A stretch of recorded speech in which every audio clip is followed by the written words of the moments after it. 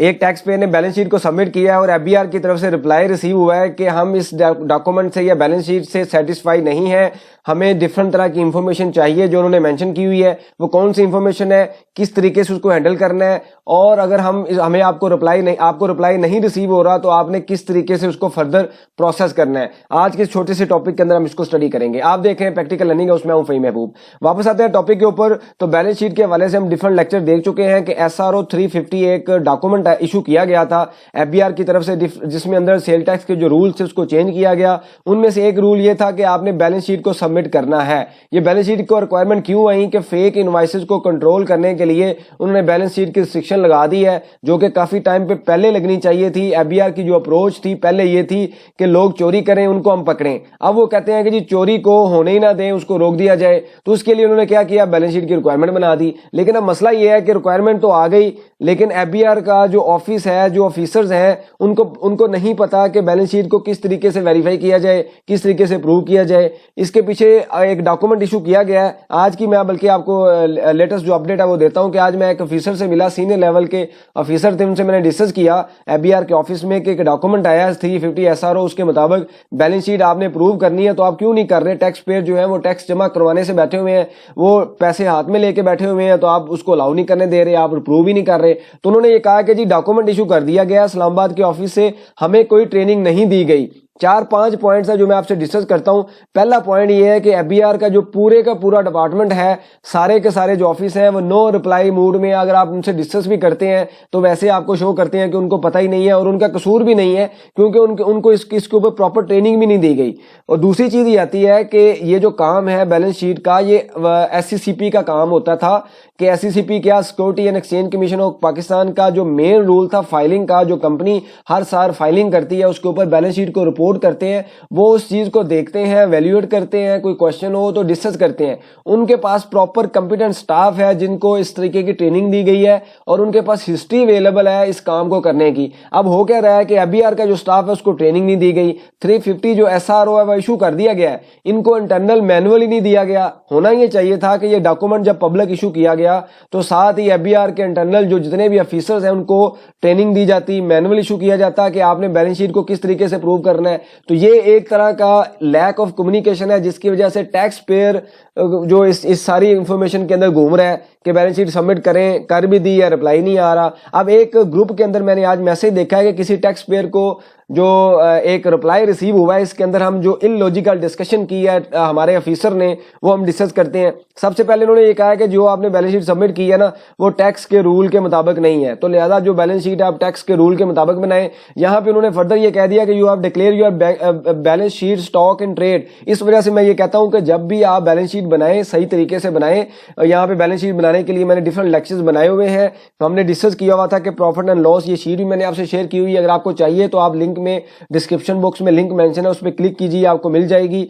तो balance sheet के लिए प्रॉफिट लॉस बनाए, फिर हमने देखा बैलेंस शीट का इस तरीके से फॉर्मेट है वो बनाए, और ये फॉर्मेट जो है ये डाटा कंबाइन करेगा इस डाटे को जो कि हमने रिपोर्ट करना है एफबीआर पे, क्योंकि एफबीआर के अंदर जो हेड है वो थोड़े हैं, लेकिन यहाँ पे जो हमारे पास डिस्क्रिप्शन हेड आ रहे हैं वो ज्यादा आ रहे हैं। फिर हमने ये भी देखा कि इसको प्रॉपर बनाया जाए, इसको रिकंसाइल किया जाए। ये चैलेंज होगा डॉक्यूमेंट, जो कि अभी इस नोटिस में, इस रिप्लाई में उसने चैलेंज कर दिया है। उसके बाद क्या आता है कि हम स्टॉक एंड परचेज रजिस्टर भी बनाएंगे, ये भी हमने बड़ी डिटेल में डिस्कस किया हुआ है। तो बैलेंस शीट के हवाले से जो लेक्चर्स हैं आप देख लीजिए, इसके अंदर काफी डिटेल में हमने डिस्कशन की है। अब आता है पॉइंट के फर्दर उन्होंने ये कहा कि भाई आपने 3.8 मिलियन का स्टॉक शो किया हुआ है, लेकिन आपका बैंक बैलेंस में कोई बैलेंस ही नहीं है। उन्होंने क्या किया होगा कि जो बैंक बैलेंस है वो प्रॉपर नहीं बनाया होगा, या क्वाइट पॉसिबल उनके अकाउंट में पैसे नहीं थे, उन्होंने यहाँ पे जीरो कर दिया होगा। अब हम इस ऑफिसर को बताना चाहते हैं कि जब स्टॉक कोई परचेज किया जाता है तो उसकी दो तरह की एंट्रीज होती हैं। एक होता है कि आप स्टॉक को डेबिट करते हैं 3.8 मिलियन से, जो कि ऊपर वैल्यू आ रही है, और क्रेडिट आप कर देते हैं बैंक को फॉर एग्जांपल। तो फिर तो समझ आता है कि अभी बैंक में पैसे थे तो हमने जमा करवा दिए, लेकिन इसी के साथ बिजनेस चूंकि क्रेडिट पे भी चलता है, तो दूसरी एंट्री क्या होती है कि आप स्टॉक को इसी तरीके से स्टॉक को डेबिट करते हैं जो हमारे पास आ रहा है 3.8 मिलियन से, और क्रेडिट आप कर देते हैं पार्टी जो आपका वेंडर है तो हो सकता है कि भाई जिन्होंने ये डाटा लिखा है उन्होंने जो अदर पेएबल के अंदर ये डाटा मेंशन किया हो, ये क्रेडिटर पेएबल के अंदर मेंशन किया हो, तो लिहाजा इसलिए मैं वही बात करता हूं कि एफबीआर को सिर्फ ये पता था कि भाई नोटिस इशू किए जाते हैं, नोटिस का रिप्लाई कैसे किया जाता है, टैक्स पेयर को कैसे बुलाया जाता है, टैक्स पेयर को कैसे हैंडल किया जाता है, कैसे एक्सप्लेनेशन मांगी जाती है, लेकिन बैलेंस शीट का उनके लिए नया काम है। तो इस यहाँ पे भी उन्होंने वही अप्रोच रखी है जो नोटिस के लिए रखते हैं। तो यहाँ पे उनके स्टाफ को, एफबीआर के स्टाफ को खुद ट्रेनिंग की जरूरत है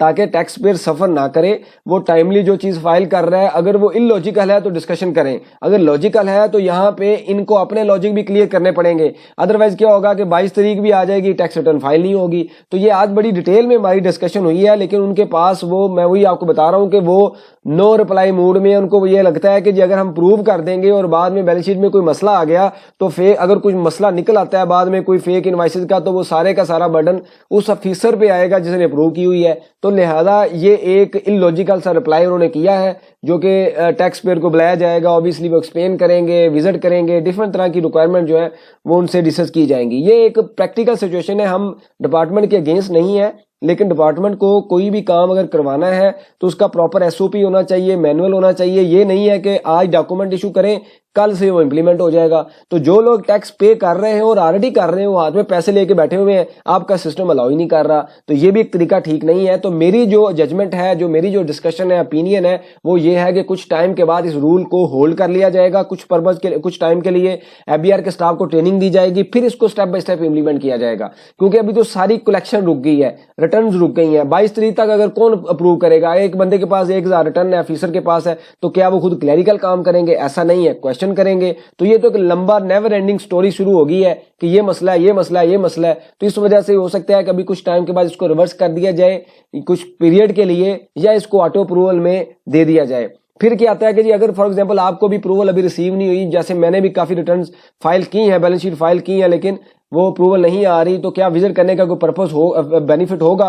तो बिल्कुल कोई बेनिफिट नहीं है। बिल्कुल आप बैठे, आपको विजिट करने की कोई जरूरत नहीं है। वहां विजिट कर भी लेंगे तो आपको कोई सोल्यूशन मिलने वाला नहीं है। ये एक प्रिंसिपल डिसीजन लिया जाएगा जो कि सबके ऊपर अप्लाई होगा। इंडिविजुअल आप विजिट करके उनको कह भी देंगे तो कोई अप्रूवल नहीं मिलना, सिर्फ आप डिस्कशन आपकी होगी। हो सकता है किसी आपके साथ, किसी के साथ अच्छे रिलेशन हो, वो आपकी बेस पे रिटर्न दे के कर भी दे, जिसके पास थोड़ा नॉलेज भी हो बैलेंस शीट का। लेकिन मुझे नहीं लगता कि वो इतनी जल्दी कोई इसके ऊपर एक्शन लेंगे या अपने ऊपर ये चीज लेंगे, क्योंकि उनके लिए भी एक चीज नहीं है। तो इसलिए आप सिंपल वेट करें, 22 तक तो हमारे पास वैसे टाइम है।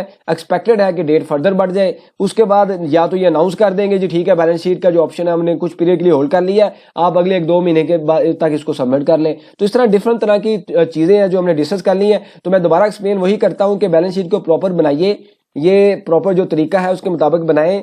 और अगर आपको बैलेंस शीट की सर्विसेज चाहिए तो आप वो भी ले सकते हैं। हमारा जो नंबर मेंशन है वहां पे आप डिस्कस कर सकते हैं, वहां पे आपको सपोर्ट मिल सकती है। इससे रेलेवेंट कोई सजेशन हो, क्वेश्चन हो, आप मेंशन कीजिए, इसके ऊपर हम डिस्कशन करेंगे ताकि जो लर्निंग का प्रोसेस है कंटिन्यू रहे। कुछ चीजें मैं आपसे सीखता हूँ, कुछ हम आपस में डिस्कस करते हैं। कमेंट्स भी उसको लाजमी यूज किया करें, उसमें कमेंट्स करने से काफी ऐसे क्वेश्चन होते हैं जहां पे दूसरों को वहां से आंसर मिल जाता है। थैंक यू वेरी मच, जज़ाकल्लाह।